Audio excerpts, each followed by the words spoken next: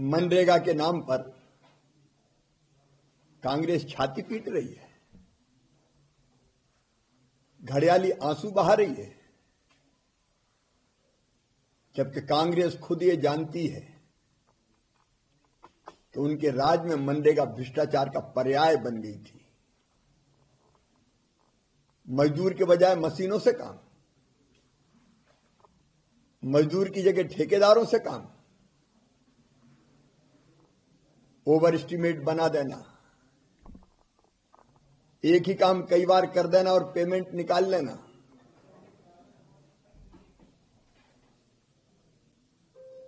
एक ही काम पे बार बार मिट्टी डाल देना, फर्जी जॉब कार्ड, ऐसे काम के मूल्यांकन हो ही ना। खुद श्री जयराम रमेश ने कहा था कि मनरेगा केवल गड्ढा खोदने के लिए और टॉयलेट बनाने के लिए। मोदी जी ने 2014 के बाद कई सुधार किए, कांग्रेस ने किया क्या? जब उनकी सरकार थी अंधा बांटे रेवड़ी चीन चीन के दे, हाथी के दांत खाने के और दिखाने के और। अरे ये मोदी जी थे जिन्होंने 1,11,000 करोड़ रुपया तक खर्च किया इस योजना में। कांग्रेस ने तो 40,000 से घटा के उनके ही कार्यकाल में 33,000 इस बजट को कर दिया था। और इतनी विशाल धनराशि के बाद भी क्या कोई काम विकास का हुआ मनरेगा में? गांव में एनडीए की सरकार में 8 लाख करोड़ रुपए से ज्यादा खर्च किए गए, 8 लाख करोड़ रुपए से ज्यादा दिए गए। यूपीए के समय तो केवल 2 लाख करोड़ रुपया दिए गए थे, लेकिन कोई गांव का विकास हुआ क्या? अब जरूरत थी मनरेगा को बदलकर ऐसी योजना लाने की जो मजदूरों के ज्यादा हित में हो। और विकसित भारत जी राम जी ऐसी योजना है कि जो ज्यादा मजदूर हितैषी है। 100 दिन से बढ़ा के 125 दिन की गारंटी दी है काम की, 100 से बढ़ा के 125 दिन रोजगार की गारंटी। लेकिन रोजगार के साथ साथ गांव का विकास भी तो जरूरी है, इसलिए गांव का सुनियोजित विकास, विकसित भारत के लिए विकसित गांव,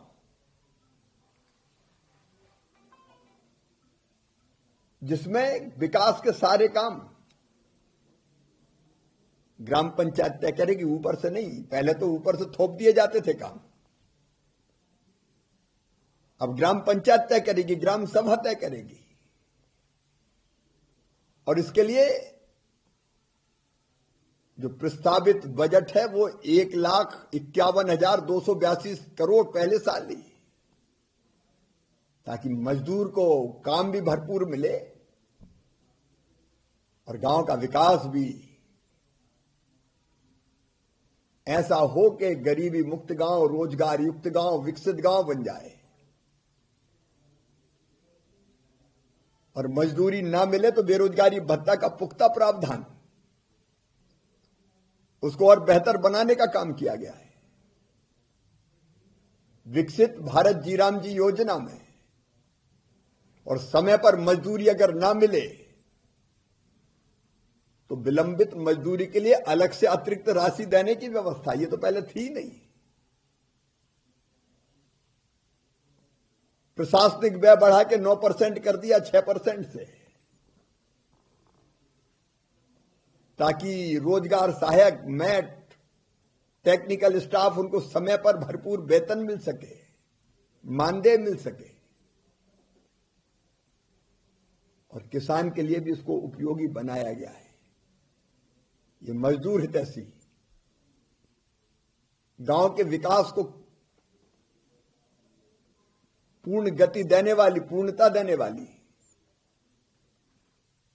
कर्मचारियों को सुनिश्चित वेतन और मानदेय दिलाने वाली और इसके साथ साथ किसानों के हित को भी पूरा करने वाली योजना है। लेकिन कांग्रेस जबरदस्ती भ्रम फैला रही है, झूठ बोल रही है। कायदे में तो कांग्रेस को विकसित भारत जी राम जी योजना का स्वागत करना चाहिए। ये गांव के संपूर्ण विकास के लिए और मजदूरों के कल्याण के लिए है, जिससे परमानेंट असेट खड़े होंगे और गांव आगे बढ़ेंगे।